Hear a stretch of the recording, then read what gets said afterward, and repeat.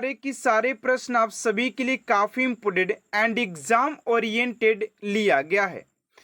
तो पहले प्रश्न की ओर बात करते हैं। पहला प्रश्न कह रहा है कि संविधान की छठी अनुसूची में किस राज्य में लागू नहीं हुआ है। संविधान की छठी अनुसूची इनमें से किस राज्य में लागू नहीं होती है। ऑप्शन नंबर ए में असम, बी में मेघालय, सी में त्रिपुरा और डी में मणिपुर। इस क्वेश्चन का राइट आंसर हो जाएगा आप सभी का ऑप्शन नंबर डी, यानी कि मणिपुर में छठी अनुसूची लागू नहीं होता है। ऑप्शन नंबर डी आप सभी का राइट आंसर हो जाएगा। चलिए अगले प्रश्न की ओर बात करते हैं। आप सभी का सेकेंड नंबर प्रश्न पूछा जा रहा है कि भारत में ताजे पानी की झील सबसे बड़ी झील वुलर किस राज्य में स्थित है। कह रहा है कि भारत में ताजे जल की सबसे बड़ी झील वुलर किस राज्य में स्थित है। तो इस क्वेश्चन का राइट आंसर हो जाएगा आप सभी का ऑप्शन नंबर डी, यानी कि Jammu Kashmir. Option number D आप सभी का राइट आंसर हो जाएगा क्वेश्चन नंबर सेकेंड का। चलिए अगले प्रश्न की ओर बात करते हैं। आप सभी का अगला प्रश्न क्या पूछा जा रहा है। अगला प्रश्न आप सभी से पूछा जा रहा है कि सांची का स्तूप किसने बनवाया था। सांची का स्तूप किसने बनवाया था। ऑप्शन नंबर ए में अशोक, बी में गौतम बुद्ध, सी में चंद्रगुप्त और डी में खरगोन। इस क्वेश्चन का राइट आंसर हो जाएगा आप सभी का ऑप्शन नंबर ए, यानी कि ये सांची का जो स्तूप था अशोक के द्वारा बनवाया गया था। ऑप्शन नंबर ए आप सभी का राइट आंसर हो जाएगा। चलिए अगले प्रश्न की ओर बात करते हैं। आप सभी का 4 नंबर प्रश्न यहाँ पर पूछा जा रहा है। कह रहा है कि अमरकोश के लेखक अमर सिंह किस शासक के दरबार से जुड़े थे। ये सारे क्वेश्चन आप सभी के लिए काफी ज्यादा इंपॉर्टेंट है। कह रहा है कि अमरकोश के लेखक अमर सिंह किस शासक के दरबार से जुड़े थे। तो राइट आंसर हो जाएगा आप सभी का ऑप्शन नंबर डी, यानी कि चंद्रगुप्त द्वितीय। चंद्रगुप्त द्वितीय ऑप्शन नंबर डी आप सभी का राइट आंसर हो जाएगा। चलिए अगले प्रश्न की ओर बात करते हैं स्टूडेंट। उससे पहले आप सभी से एक छोटा सा रिक्वेस्ट है, एंड अभी तक आप मेरे चैनल को सब्सक्राइब नहीं किए तो प्लीज स्टूडेंट चैनल को सब्सक्राइब कर साथ साथ बेल आइकन को प्रेस कर दीजिएगा, ताकि ऐसा मोस्ट इंपोर्टेंट क्लास स्टूडेंट आप तक सबसे जल्द पहुंचते रहे। चलिए 5 नंबर प्रश्न की ओर बात करते हैं। आप सभी का 5 नंबर प्रश्न क्या पूछा जा रहा है। कह रहा है कि घंटा मर्दाला कहाँ का लोक नृत्य है। घंटा मर्दाला कहाँ का लोक नृत्य है। तो 5 का राइट आंसर हो जाएगा आप सभी का Andhra Pradesh. Option number C आप सभी का राइट आंसर हो जाएगा। चलिए अगले प्रश्न की ओर बात करते हैं। आप सभी का 6 नंबर प्रश्न क्या पूछा जा रहा है, ध्यान दीजिएगा। 6 नंबर प्रश्न कह रहा है कि कौन सा त्योहार इस्लाम धर्म में रमजान महीने का अंत प्रदर्शित करता है।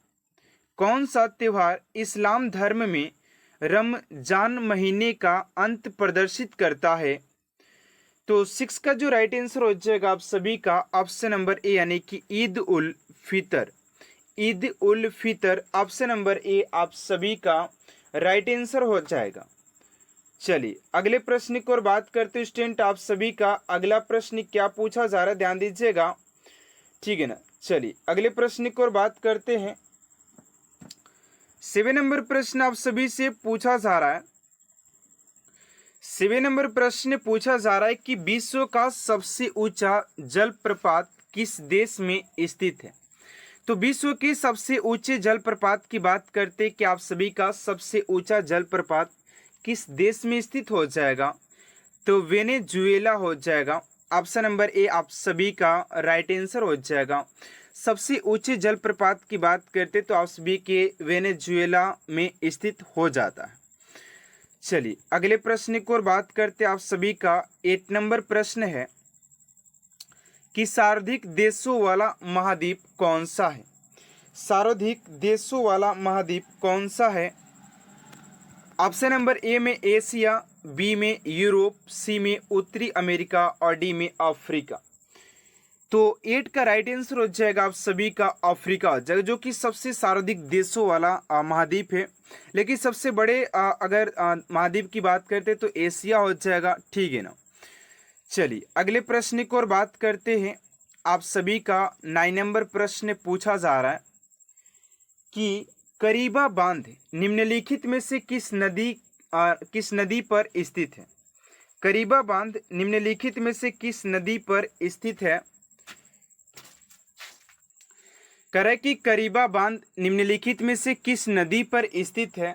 तो 9 का राइट आंसर हो जाएगा आप सभी का जेम्बेजी, जे बेजी हो जाएगा। ऑप्शन नंबर ए आप सभी का राइट आंसर हो जाएगा। चलिए अगले प्रश्न की ओर बात करते हैं स्टूडेंट। आप सभी का अगला प्रश्न क्या पूछा जा रहा है, ध्यान दीजिएगा। अगला प्रश्न आप सभी से पूछा जा रहा है कि वह कौन सा ब्रिटिश सेनापति था जिसकी 1857 के विद्रोह को दबाने में महत्वपूर्ण भूमिका रही है? वह कौन सा ब्रिटिश सेनापति था जिसकी 1857 के विद्रोह को दबाने में महत्वपूर्ण भूमिका रही है? तो 10 का राइट आंसर हो जाएगा आप सभी का ऑप्शन नंबर सी, यानी कि कैंप बेल हो जाएगा। ऑप्शन नंबर सी आप सभी का राइट आंसर हो जाएगा। चलिए अगले प्रश्न की ओर बात करते हैं। आप सभी का 11 नंबर प्रश्न क्या पूछा जा रहा है?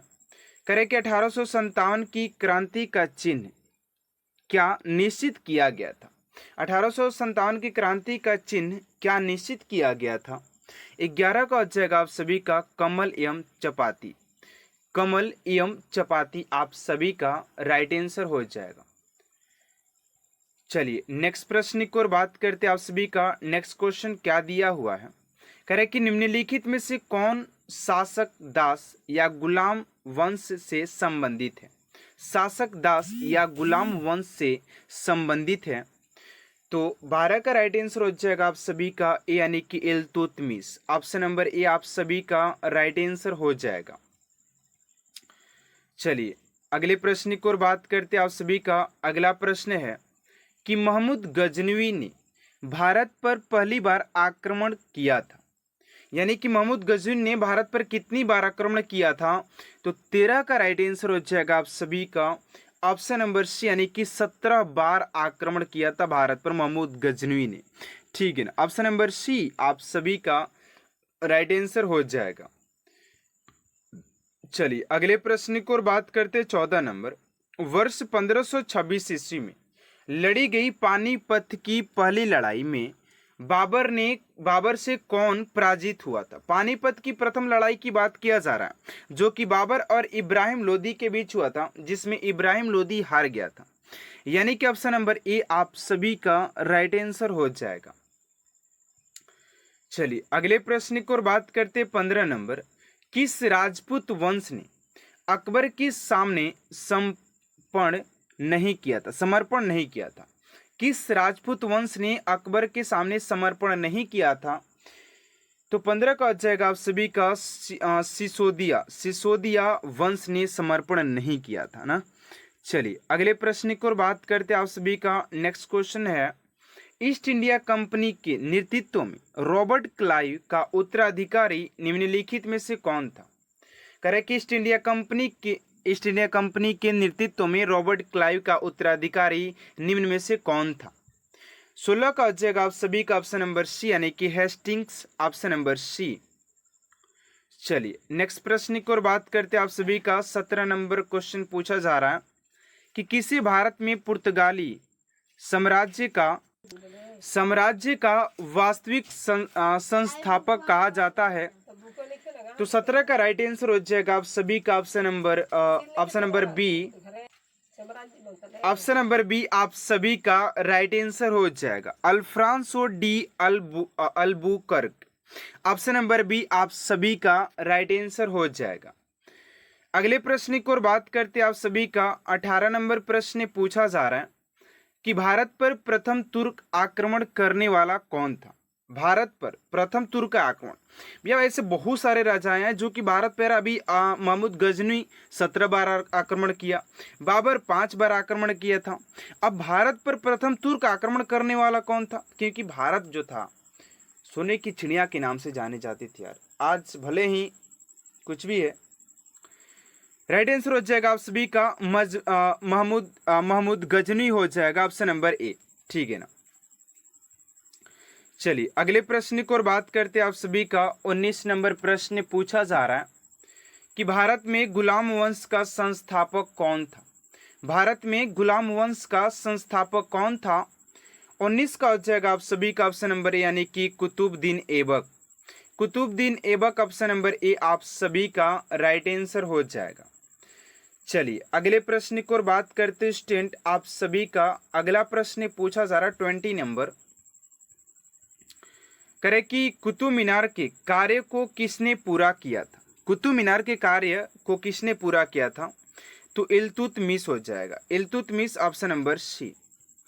चलिए अगले प्रश्न की ओर बात करते हैं आप सभी का। 21 नंबर प्रश्न है कि द्वीपों की सर्वाधिक संख्या किस महासागर में देखने को मिलता है? द्वीपों की सर्वाधिक संख्या किस महासागर में देखने को मिलता है? तो 21 का राइट आंसर हो जाएगा आप सभी का ऑप्शन नंबर ए, यानी कि प्रशांत महासागर में देखने को मिलता है। प्रशांत महासागर ऑप्शन नंबर ए आप सभी का राइट आंसर हो जाएगा। चलिए अगले प्रश्न की ओर बात करते 22 नंबर की दक्षिण एशिया का सबसे बड़ा मरुस्थल है। दक्षिण एशिया का सबसे बड़ा मरुस्थल कौन सा है? तो 22 का आ जाएगा आप सभी का थार मरुस्थल। ऑप्शन नंबर डी आप सभी का राइट आंसर हो जाएगा। थार मरुस्थल इज राइट आंसर हो जाएगा। चलिए अगले प्रश्न की ओर बात करते 23 नंबर की एशिया तथा उत्तरी अमेरिका किसके द्वारा पृथक होते हैं? एशिया तथा उत्तरी अमेरिका किसके द्वारा पृथक होते हैं? तो 23 का आ जाएगा आप सभी का वेरिंग जल डमरू मध्य। ऑप्शन नंबर डी आप सभी का राइट आंसर हो जाएगा। अगला प्रश्न 24 नंबर की अकोसोम्बो बांध निम्न में से किस नदी पर स्थित है? तो 24 का आ जाएगा आप सभी का ऑप्शन नंबर बी, यानी कि वोल्टा। वोल्टा ऑप्शन नंबर बी आप सभी का राइट आंसर हो जाएगा। चलिए अगले प्रश्न की ओर बात करते हैं आप सभी का 25 नंबर प्रश्न की अफ्रीका के रूम सागरीय तट पर कौन सा बंदरगाह है? 25 का हो जाएगा बी, यानी कि सिकंदरिया ऑप्शन नंबर बी आप सभी का राइट आंसर हो जाएगा। चलिए अगले प्रश्न की ओर बात करते 26 नंबर की विश्व जनसंख्या दिवस कब मनाया जाता है? विश्व जनसंख्या दिवस कब मनाया जाता है? तो 26 का हो जाएगा आप सभी का ऑप्शन नंबर ए, यानी कि 11 जुलाई को मनाया जाता है। ऑप्शन नंबर ए आप सभी का राइट आंसर हो जाएगा 11 जुलाई। चलिए अगले प्रश्न की ओर बात करते 27 नंबर की अफ्रीका महाद्वीप में सर्वाधिक जनसंख्या वाला देश कौन सा है? 27 का हो जाएगा बी, यानी कि Nigeria. Nigeria option number B आप सभी का राइट आंसर हो जाएगा। अगला प्रश्न 28 नंबर की जापान का डेट्रॉयट उपनाम से कौन सा नगर जाना जाता है? 28 का आ जाएगा आप सभी का ऑप्शन नंबर, यानी कि नरोया ऑप्शन नंबर ए आप सभी का राइट आंसर हो जाएगा। चलिए नेक्स्ट प्रश्न की ओर बात करते 29 नंबर की अल्पा भारत के किस क्षेत्र की प्रमुख लोक कला शैली है? 29 का आ जाएगा डी, यानी कि पश्चिम बंगाल ऑप्शन नंबर डी आप सभी का राइट आंसर हो जाएगा।